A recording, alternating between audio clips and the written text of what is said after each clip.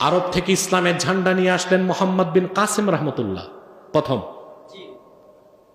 বলেন না? প্রথমে এসে দখল করছেন দেবুল বন্দর। এখন এই দেবুল বন্দর কোনটা আপনারা কেউ জানেন না, বর্তমান করাচি। বর্তমান করাচি।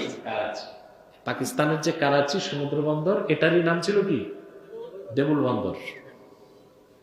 এখানে এসে তিনি রাজা দাহিরকে শায়েস্তা করলেন, দিনের ঝান্ডা উড্ডীন করলেন।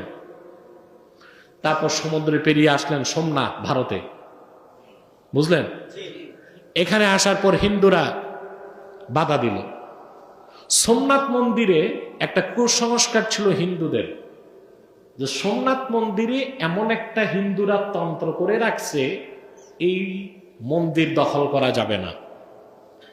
মোহাম্মদ বিন কাসিম রহমতুল্লাহ বয়স তখন তার